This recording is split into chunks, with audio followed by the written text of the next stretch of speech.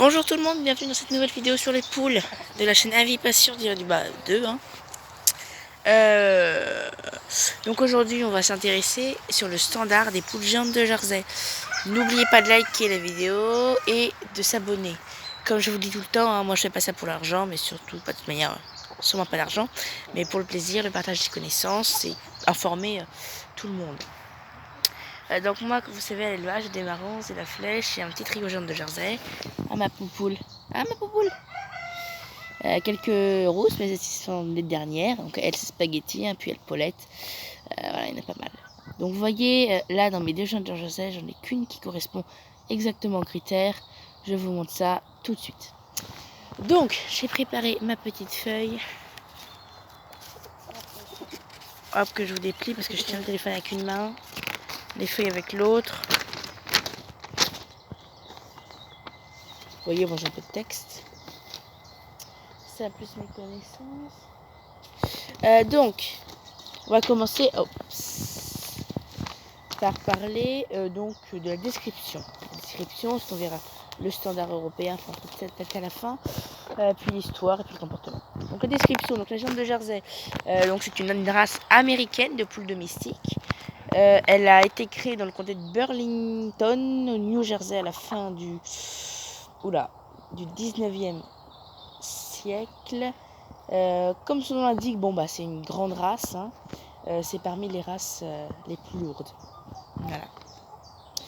Donc son histoire, le but de sa création en fait c'était pour remplacer la dinde comme premier producteur de viande parmi les volailles. Donc en fait c'était vraiment de créer une race de poule qui soit assez grosse, qui ait une chair assez bonne pour pouvoir remplacer la dinde. Donc pourquoi ils voulaient remplacer la dinde, je n'en sais rien. Vous savez, c'est les Américains, c'est des Américains, ils ne changeront jamais. Beau plan sur ma poupoule. Et voilà. Donc voilà, donc parmi la première producteur de viande parmi les volailles. Donc c'est d'abord une race de chair, hein, sa corpulence et sa poitrine sont impressionnantes. Donc moi mes sujets ne sont pas énormes parce que je ne les gaffe pas. Et en fait, quand je ferai de l'expo, hein, les poussins, je les gaverai pas. Enfin, ils seront très très bien nourris à la cantine. Et j'espère qu'ils seront énormes. Enfin, très gros en tout cas. Comme je disais tout à l'heure, dans le premier essai de la vidéo que j'ai raté, elles ont des trous, là, dans les plumes. Enfin, elles sont très parsemées. On dirait qu'elles ont une calvitie. Mais non, c'est la mue hivernale, qui est censée arriver pendant l'été et qui est arrivée juste après l'hiver. Vous voyez, elle, c'est la plus grosse, hein, celle qui reprend le plus de chair et tout. Mais c'est pas celle qui a les standards, c'est elle, je vous expliquerai pourquoi tout à l'heure.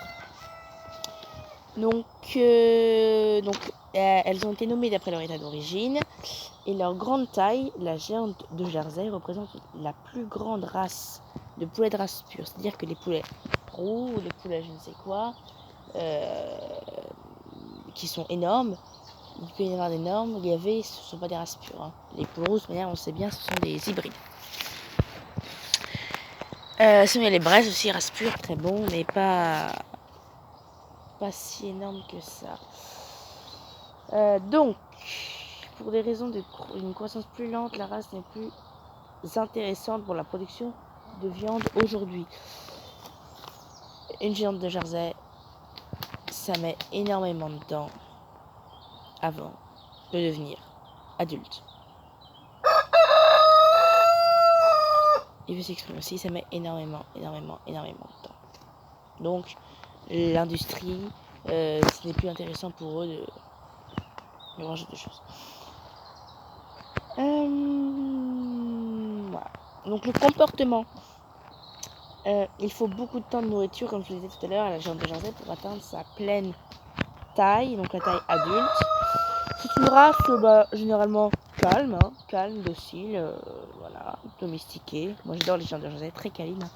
Vous voyez, je m'approche, elles sont pas trop peur. Enfin, alors là, forcément elle a peur, mais la grosse n'a pas forcément peur. Ah, gros plan, petite fécondation. C'est bizarre que l'autre l'ait laissé faire. Mais bon, ok.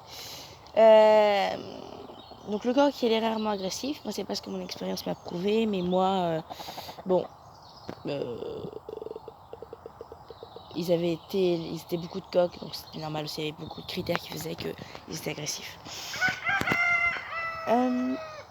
Donc la poule, elle pond des gros œufs crème et non pas marron. Comme j'ai pu le voir sur certains sites. Ce sont des gros œufs crème qui pondent. Et c'est une assez bonne pondeuse. Elle est surtout connue pour être une bonne pondeuse pendant l'hiver. Moi je sais que pendant l'hiver, mes gens de Jersey, c'était la seule qui pondait. Avec un peu de marron. Mais maintenant j'ai plus d'œufs. Donc petit compromis, petit problème, petit propos. Voilà.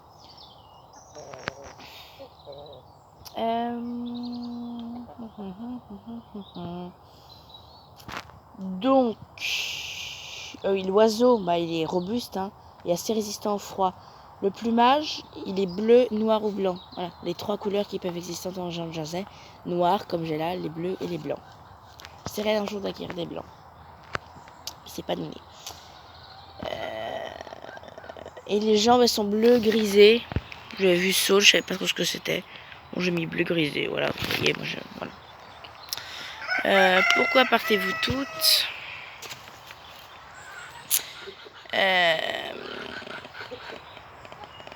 Voilà. Et puis, la poule demande beaucoup à couver. Hein. Et la gente de Jersey a un comportement très familier et sympathique. C'est une volaille proche de l'homme. Comme je vous ai dit tout à l'heure, hein, généralement, aucun problème de sociabilité avec cette poule. Hein. Regardez les 2 grosses mémères qui viennent vers moi. Trop mignonne. Ah, ma poupoule! Trop belle, trop belle, trop belle. Donc, les poules rousses, elles ont déjà plusieurs années. Je ne sais pas si elles pondent encore. Mais les gens de Jersey, j'en suis sûre. Je vais vous montrer. J'ai un œuf dans le poulailler. On va aller chercher ensemble.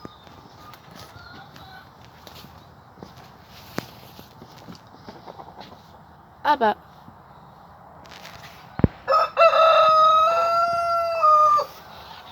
Cette poule qui...